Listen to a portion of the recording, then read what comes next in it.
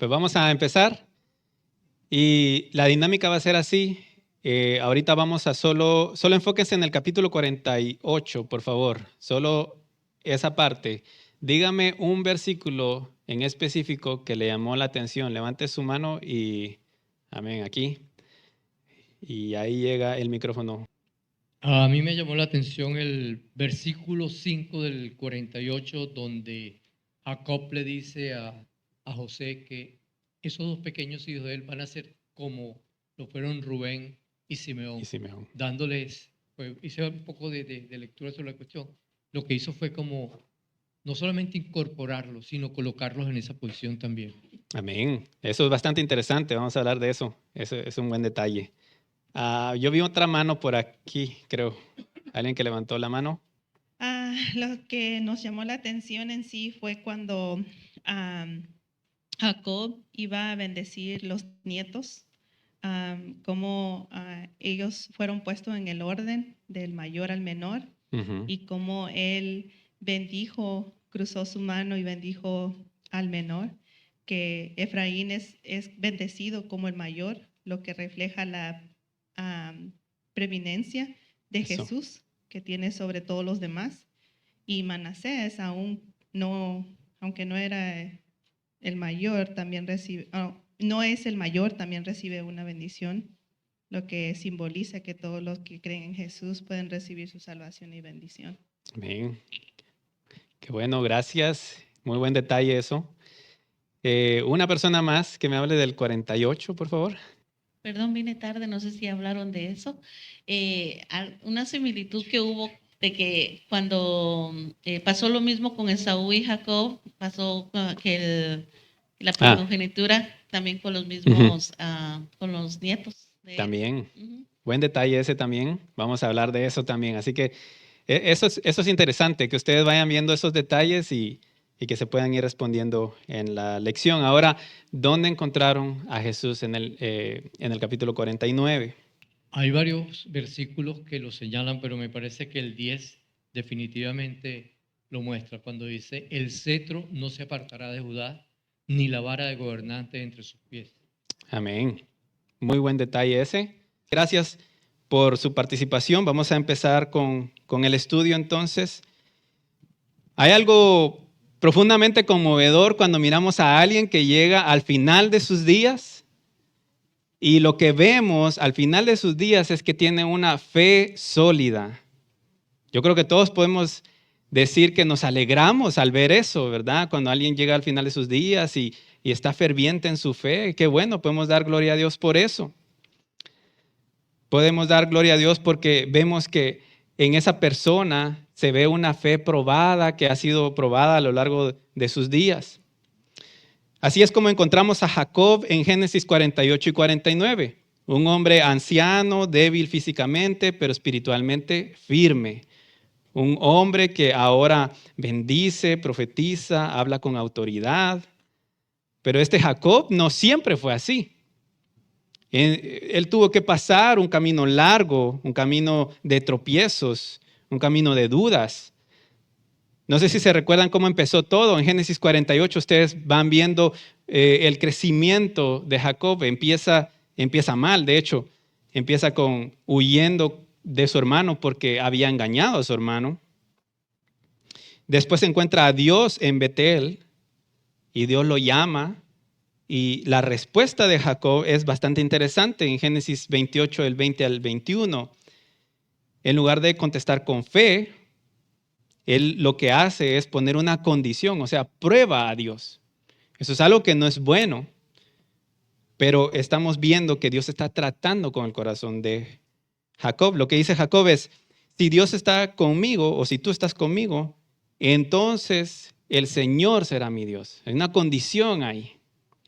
Pero fíjese, eso no era fe todavía.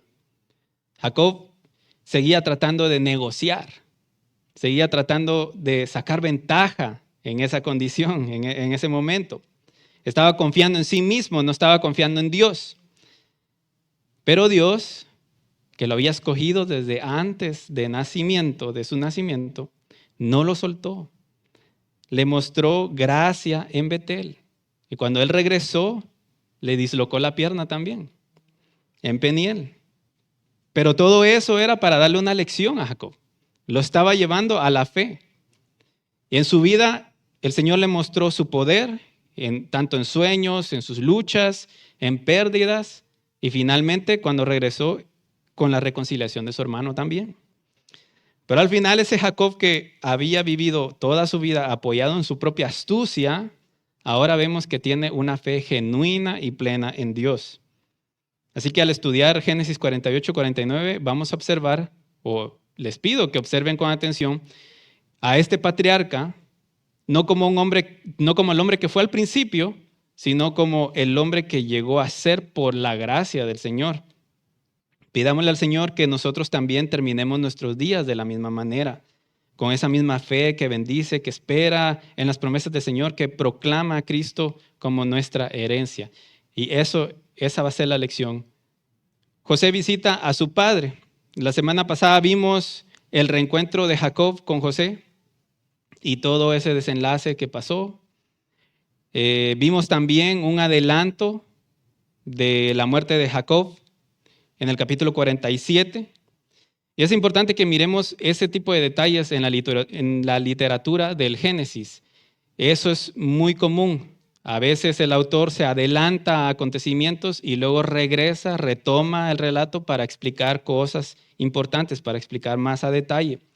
Vemos eso, por ejemplo, en Génesis 1.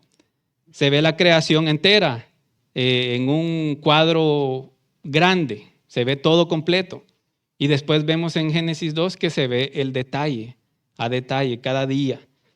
Y no es que hubieron dos creaciones, simplemente se adelanta, se da el macro a un inicio y después vemos el micro, poco a poco, vamos viendo cómo pasó.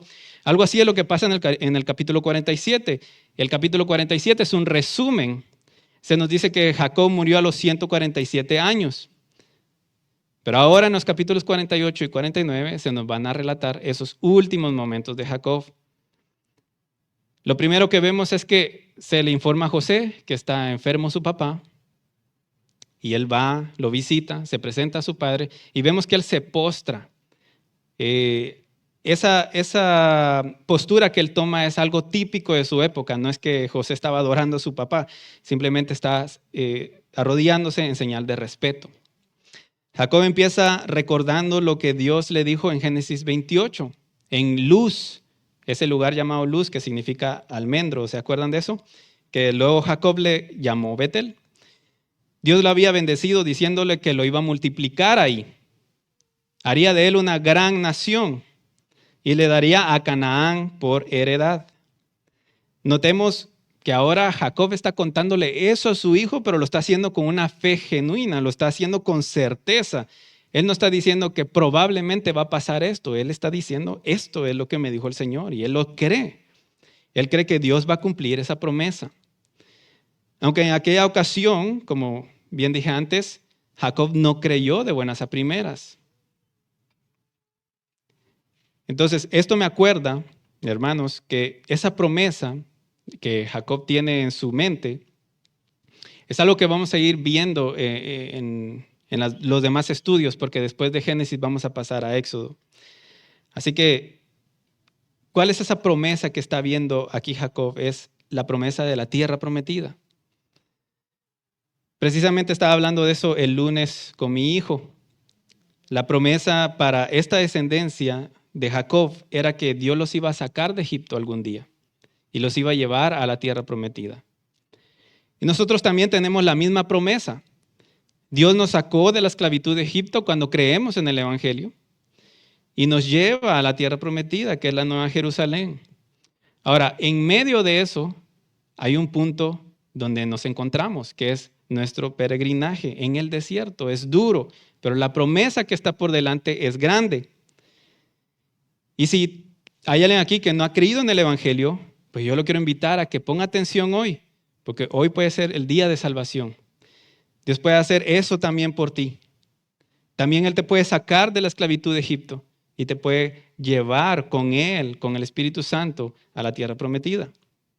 Lo que Jacob está diciendo aquí, lo está diciendo con convicción, está creyendo plenamente en Dios. Y esto es de bastante importancia. Es muy relevante que nosotros tengamos esto en mente. Es importante que se nos quede en la mente cuando pasemos a Éxodo, que nosotros recordemos desde dónde viene esta promesa, porque va a ser relevante que nosotros nos recordemos cuando estemos allá. Continuando con el capítulo 48, los versículos 5 al 21, vemos que Jacob adopta y bendice a 2 hijos de José. Ahora ustedes estarán preguntando, ¿cómo que adopta? ¿Los adoptó? ¿Hay adopciones en la Biblia? Bueno, aquí estamos viendo uno. Cuando leemos deprisa, podemos pasar por alto algunos detalles que vemos aquí, pero se puede notar que básicamente Jacob, José y sus 2 hijos están haciendo un ritual de adopción. Y les voy a mostrar los detalles, estén ahí pendientes con su Biblia. Eso era algo típico para ese entonces, en esa región del cercano Medio Oriente. Una adopción se llevaba a cabo primeramente declarando la intención de querer adoptar a algún niño, ya sea por cualquier condición. A veces se podía adoptar directamente del padre o de los abuelos, o se estaba adoptando a alguien quizás porque había quedado huérfano. Independientemente del caso, el ritual se seguía igual. Primero había una declaración de intención. Yo quiero adoptar a tales niños, ¿va? O a tal hijo. Se debía especificar quién era yo primeramente. Si yo quería adoptar a alguien, tenía que decir primeramente quién era yo, cuál era mi autoridad o mi poder para poder adoptar a alguien. Y eso lo podemos notar en los versículos 3 y 4. Ahí Jacob dice quién es él.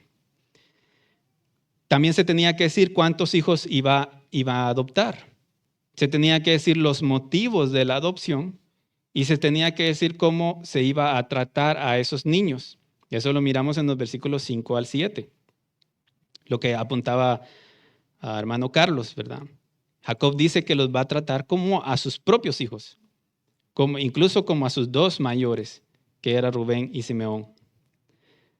Después la persona que entregaría a los niños en adopción se los iba a presentar al que estaba adoptando. Esto lo leemos cuando José presenta a sus 2 hijos y da sus nombres y los pone. Notemos que José sabía que Jacob quería adoptarlos, así que le lleva a sus hijos, se los pone enfrente y comienza ese ritual de adopción. Así que José identifica a sus hijos como Manasés y Efraín, los coloca al menor a la izquierda y al mayor a la derecha. Ustedes vieron esos detalles. Y eso nos trae recuerdos, como decía nuestra hermana Patty, nos trae recuerdos de lo que pasó con el mismo Jacob. Nos trae recuerdos de lo que pasó con la bendición de Isaac. Nos trae bastantes recuerdos. Jacob había quedado ciego también, probablemente herencia de su papá. Recordemos que Isaac también se había quedado ciego en su vejez. Pero aquí hay un detalle importante. Jacob no fue engañado. Jacob intencionalmente quería bendecir al menor por encima del mayor.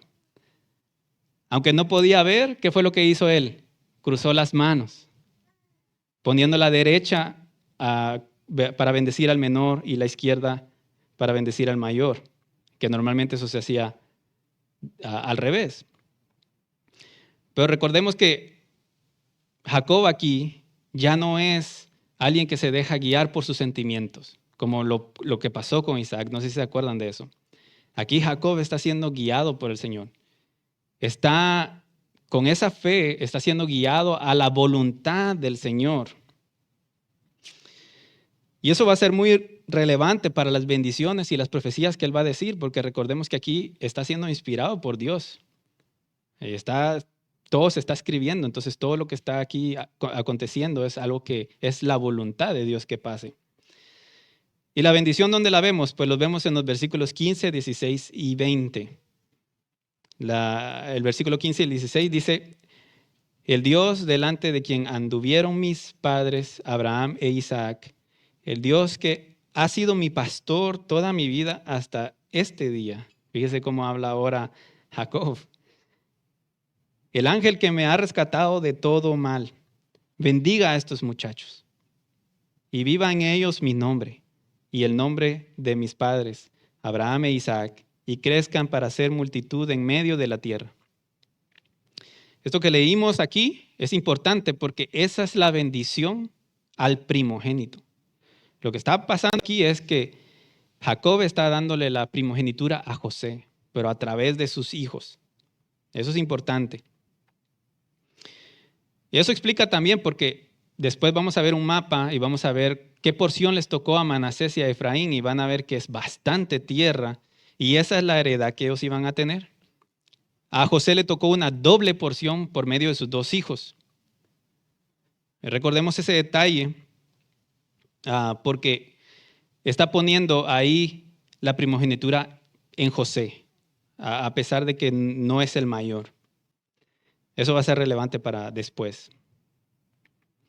Luego el versículo 20 dice, por ti bendecirá Israel diciendo que Dios te haga como Efraín y Manasés. Notemos que Jacob nombra primero a Efraín antes que Manasés, a pesar de que Efraín es el menor.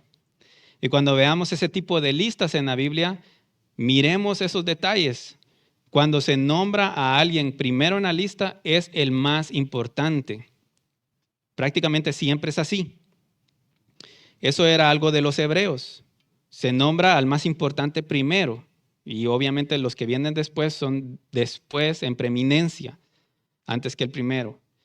Entonces, obviamente eso no le agrada a José. Lo ve extraño, incluso se puede tomar como un insulto. No era honroso para la época. Pero recordemos que el Señor hace como Él quiere. Dios ya había escogido a Efraín por encima de Manasés. Es el mismo concepto y es en el mismo tenor que Pablo explica esto de la elección en la soberanía de Dios en Romanos 9 del 11 al 15. Ustedes saben el texto. Dice, porque cuando aún los mellizos no habían nacido y no habían hecho nada, ni bueno ni malo, para que el propósito de Dios conforme a su elección permaneciera, no por las obras, sino por aquel que llama, se le dijo a Rebeca, el mayor servirá al menor.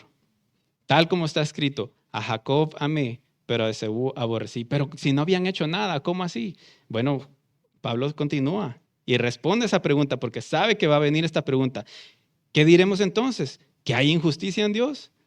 De ningún modo, porque él dice a Moisés, tendré misericordia del que yo tenga misericordia y tendré compasión del que yo tenga compasión. Aquí está pasando algo similar con Efraín y Manasés, con el detalle de que esta vez Jacob está consciente de eso, no como pasó en el pasado, que Isaac no estaba consciente de lo que estaba haciendo porque se dejó guiar por sus sentidos. Jacob aquí está consciente de lo que está haciendo, se está dejando guiar por el Señor.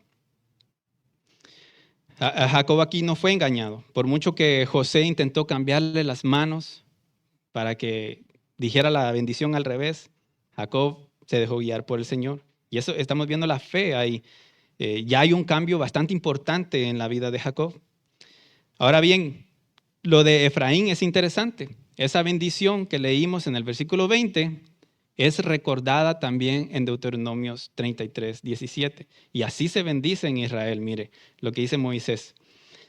Tales son los 10,000 de Efraín y tales los millares de Manasés. Ahí hay una diferencia importante. Se pone en preeminencia a Efraín. También podemos ver reflejado esto cuando Israel se divide en Israel del norte e Israel del sur. Prácticamente todos sabemos aquí, o la mayoría, sabemos que al reino del sur se le llamó ¿cómo? Judá. Pero pocos saben que el reino del norte se le llamó Efraín. Tenga eso en cuenta cuando lea las profecías en los profetas, porque es importante. Cuando usted vea que se está haciendo una comparación entre Judá y Efraín, es porque se está hablando del Israel del norte y del Israel del sur. Hay un ejemplo de eso en Isaías 11:13. Ahí vemos la comparativa. Dice, entonces se disipará la envidia de Efraín y los que hostigan a Judá serán exterminados. Mira, ahí están los dos nombres. Efraín no envidiará a Judá, ni Judá hostigará a Efraín. Y ahí cuando Isaías está hablando de Efraín y Judá está hablando del reino del norte y el reino del sur. Así que todo eso está implícito en la bendición de Jacob. Se está prácticamente adelantando a lo que va a pasar a lo largo de la historia de Israel. Es bastante interesante. Y miraremos más detalles de esto en el capítulo 49, pero antes de pasar ahí, déjeme dar un par de aplicaciones. Primero, si usted está pensando en adoptar, por favor, hágalo. Si usted tiene los medios de hacerlo, hágalo. Aquí vemos un ejemplo de que Dios está respaldando esta adopción y Dios va a tener control de eso. Tenga por seguro que Dios se va a hacer cargo de esas criaturas, así que no tenga miedo de eso. Los que han adoptado, creo, y sin temor a equivocarme, puedo decir que ellos están agradecidos con el Señor por esas criaturas. Tal vez no todos tenemos los medios para hacerlo, pero si usted tiene los medios, no se deje guiar por los consejos malintencionados. Algunos vienen y le dicen, no, usted no va a querer a sus niños como sus propios hijos, tenga los propios suyos. No se deje guiar de eso. Tenemos un ejemplo muy importante que ha hecho Dios con nosotros. Dios nos ha adoptado también a nosotros y Él nos ama. Así que nosotros podemos hacer lo mismo. Si nosotros hemos creído en el Señor, nosotros podemos reflejar el amor del Señor también. Así que tengamos eso en mente. Es una buena manera de imitar el amor de Dios. Y es una buena manera también de arrebatar a esos niños del mundo y poder mostrarles nosotros qué es el Evangelio en nuestra familia. Así que es una lección importante. Así como Dios lo hizo con nosotros. Nosotros éramos por naturaleza hijos de ira, dice Efesios. Pero Dios, por el sacrificio del Señor y su gran amor inmerecido solamente por gracia, nos adoptó y nos hizo sus hijos. Lo otro que podemos aprender es la fe de Jacob. En ningún momento dudemos de las promesas del Señor. Él ha prometido regresar y aunque ahora estamos cruzando el desierto, el peregrinaje cristiano, tenemos algo mucho mejor que el maná que recibieron los israelitas para poder cruzar el desierto. Tenemos a Cristo, el pan que descendió del cielo, y al Espíritu Santo que nos guía. Y sin posibilidad a fallo, nos va a llevar a nuestro destino final. Amén a eso. Donde moraremos por la eternidad con nuestro Redentor. Esa es nuestra esperanza y en ello debemos aguardar a su venida. Ahora pasando al capítulo 49, en los versículos del 1 al 27, notamos las profecías dadas a todos los hijos de Jacob. Hay muchas cosas interesantes y podríamos tener una clase solita solamente de las profecías que se dan a los hijos. Pero no tengo tanto tiempo para eso, así que voy a intentar hacerlo ágilmente. Aquí notamos un cambio en el lenguaje de Jacob. Primero lo que él hace es nombrarse a sí mismo como Israel. Recordemos que ese nombre se lo dio Dios. ¿Por qué Jacob se está diciendo a sí mismo Israel? Porque él ahora va a hablar con autoridad, pero no con su autoridad, sino que va a hablar con la autoridad que Dios le dio a través de su nombre. Y todo lo que va a decir aquí Jacob se denomina profecía, a pesar de que no se dice la clásica frase que dicen todos los profetas, así dice el Señor. Es una profecía porque estamos viendo que Jacob está hablando aquí con la autoridad del Señor. Así que, como les dije, voy a intentar hacerlo a grosso modo. Yo sé que ustedes ya leyeron los versículos. No me voy a detener tanto en los versículos. Tal vez voy a solamente señalar algunos detalles importantes. Así que voy a intentar ir rápido. Personalmente creo que las profecías se estructuran en un quiasma de comparativas y diferencias. ¿Qué es un quiasma? ¿Con qué se come eso? Los quiasmas son comunes en la Biblia. Eso significa que hay un corazón en el texto. Voy a intentar explicar eso, y es muy importante. En el lenguaje hebreo o en la literatura hebrea era común que el mensaje no estuviera ni al principio ni al final, sino que estuviera en medio. Eso es algo extraño para nosotros porque normalmente nosotros hacemos un argumento o hacemos, digamos, lo que vamos a querer decir, tenemos una lección inicial y luego argumentamos, ¿verdad? O si no lo hacemos al revés, argumentamos y luego decimos la lección final. Pero con los hebreos o la literatura hebrea no era así. Muchas veces se hacía el énfasis en medio. ¿Y cómo se hace eso? Pues poniendo una comparativa al inicio y luego al final. Y luego hay algo segundo con algo penúltimo. Y luego está el centro. Y en el centro está la lección. Así que vamos a ver eso. Espero hacerlo lo más claro posible. Empecemos con las diferencias entre Rubén y Benjamín. Rubén se le quita la primogenitura en esta profecía. A pesar de que se menciona primero en la lista, es solamente para darle las consecuencias de su pecado. ¿Cuál fue el pecado de Rubén? Pues acostarse con la concubina de su padre, con Bilha, la sierva de Raquel. La consecuencia es de que no tendría preeminencia. Esa es la consecuencia.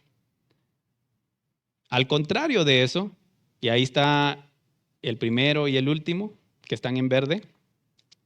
Al contrario de eso, a Benjamín se le dice algo que es lo contrario, valga la redundancia. Dice que él será un lobo rapaz, devorará su presa y repartirá sus despojos. Eso es lo que se le dice a Benjamín. Creo que eso se cumple con Saúl y su hijo.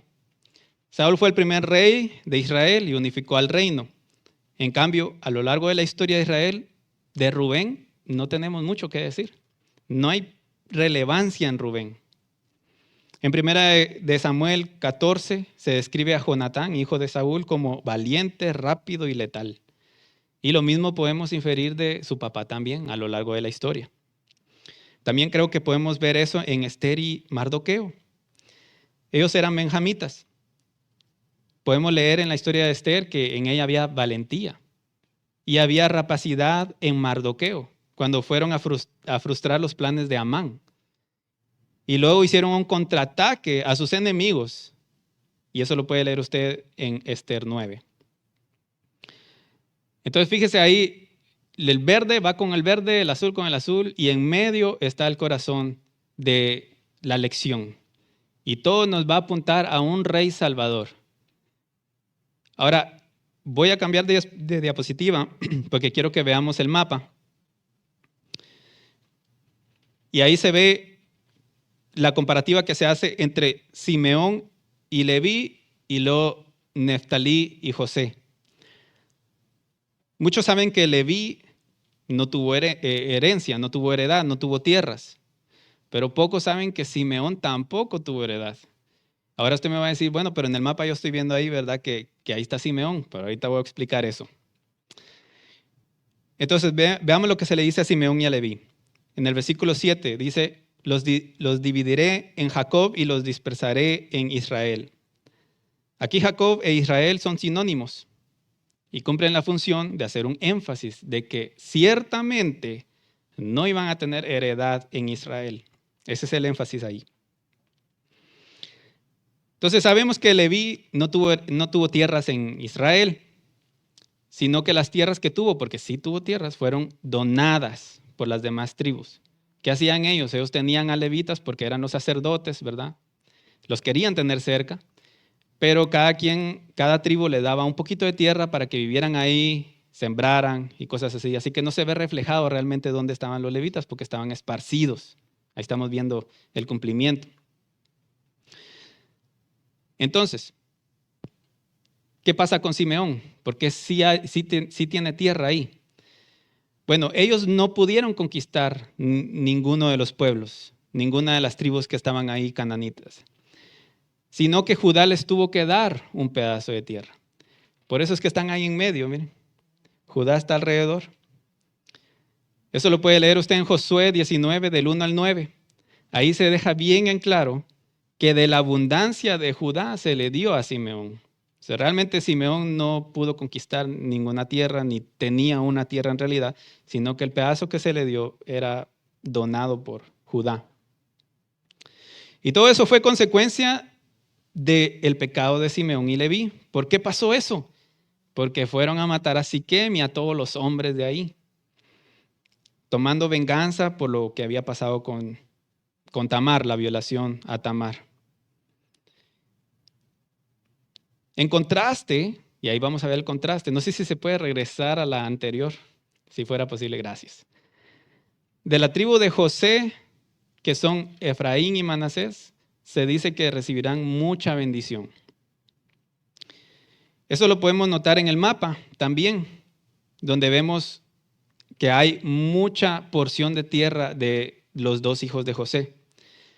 Yo hice más o menos el cálculo y en toda la tierra de Israel, entre Manasés y Efraín, ellos tuvieron el 33% aproximadamente del territorio. Eso es bastante. Y es interesante que Manasés tiene más que Efraín, pero Efraín es preeminente. Eso también es interesante, pero a lo que voy es de que, ¿qué pasó con Simeón y Leví? No tuvieron tierras.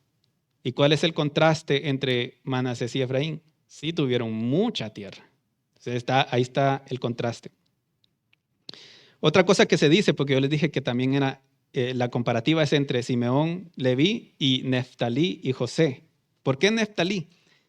Bueno, porque se dice de Leví y de Simeón que no serían buenos sus consejos. No andaré en tus consejos, dice. ¿Y qué se dice de Neftalí? Que él pronunciaría palabras hermosas, dice. O sea, ahí está la comparativa. 2 hijos contra 2 hijos. ¿Y cómo se cumple la profecía de Neftalí? Yo creo que se cumple finalmente en Jesús. Es en la tierra de Neftalí que Jesús pronuncia estas palabras que están en Marcos 1:15. El tiempo se ha cumplido y el reino de Dios se ha acercado. Arrepiéntanse y crean en el Evangelio. ¿Por qué? Porque en Neftalí está el área de Galilea. Recordemos que ahí empezó su ministerio Jesús. Así que ahí se cumple también. Y esto ya nos comienza a apuntar un poco a Jesús, ¿verdad? Ahora llegamos al medio del quiasma, donde hablaremos de Judá, Zabulón, Isaacar, Dan y Eser. Todos esos están ahí en el 8 al 20. Pero lo interesante es de que hay otro quiasma, más pequeño. Por eso dice C1, C2, C3, C4, C5. Se desglosa más todavía el quiasma. Y hay otro mensaje más profundo que nos está apuntando al Rey Salvador. Déjenme empezar con eso. Judá se le dice que va a ser alabado y servido por sus hermanos. Esa es una clara alusión principalmente al reinado de David y a sus hijos, pero después se cumple finalmente en Jesucristo, el Rey de Reyes. En comparativa, que sería el último, se dice de Aser, que él dará manjares de reyes. En otras palabras, ellos iban a servir a Judá. Judá sería quien iba a disfrutar de los manjares de Aser.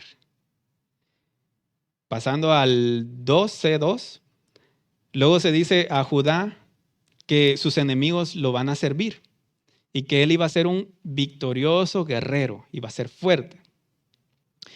Pero de Gad se dice que él iba a asaltar a sus enemigos por la retaguardia como un guerrero astuto. ¿Qué quiere decir eso? Que los de Judá iban a usar a Gad para esos propósitos. El propósito del guerrero victorioso es que Gad sea ayuda para eso. Entonces tiene que ver con Judá ahí. A Judá se le dice, pasando al C3, que es como un cachorro de león y el cetro no se apartará de él, como un rey eterno. Nos estaba prometiendo un rey eterno.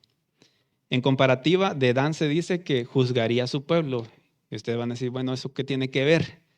Pues tiene que ver con lo que dice al final, pero voy a ir para allá. Esa es una referencia a Sansón.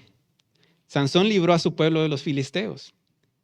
Jesús, en cambio, es aquel que dio su vida para salvar, no para salvar temporalmente a su pueblo de los filisteos, sino para redimir, comprar, perdonar y salvar de una vez y para siempre a sus escogidos, trayéndolos a libertad y vida eterna para todo aquel que cree en él. Por eso el final de la profecía de Dan dice, tu salvación espero, oh Señor. Porque aunque vendría un Sansón, vendría un pequeño Salvador, él no sería quien iba a salvar al pueblo, sino que iban a tener que esperar a alguien de la tribu de Judá. Entonces estamos viendo que los dos nos están apuntando a Cristo. El C4 es bastante claro. Judá se le profetiza que de alguien que iba a atar a su pollino. El pollino es el hijo de un burrito, el hijo de una asna. Lo cual creo que esto es obvio, ¿verdad? Nos está apuntando a Cristo. Recordemos la profecía de Zacarías también, Y eso se cumple, ustedes saben, en la entrada triunfal de Jesucristo. Ahora vale la pena leer lo que se dice Isacar. En los versículos 14 y 15 dice, Isacar es un asno fuerte, echado entre los establos. Al ver que el lugar de reposo era bueno y que la tierra era agradable, se inclinó su hombro para cargar y llegó a ser esclavo en trabajos forzados. Y personalmente creo que es una referencia a Jesús también, que iba a ser cargado por ese burrito. Vemos que todo eso nos está apuntando a Cristo y nos está llevando al medio del quiasma, que es el 5C. Ahí vemos finalmente el centro del centro, el punto medio del blanco. Ahí está Cristo. Y creo que tenemos grandes similitudes con la visión que se le da a Juan en Apocalipsis, que nos desvelan de lo que está diciendo aquí Israel en la profecía, la bendición a Judá. Eso nos está apuntando a Cristo. El pasaje de Génesis 49, del 11b al 13, se habla de un personaje con un manto teñido en la sangre de las uvas. Ustedes tienen todo el contexto de la Biblia y ustedes saben de quién se está hablando aquí. Se está hablando de Jesús. Ese lenguaje se asocia con la abundancia, el juicio y la gloria. El vino es una imagen de la sangre, una imagen que nos lleva a pensar en la autoridad y conquista de Jesús con su sacrificio.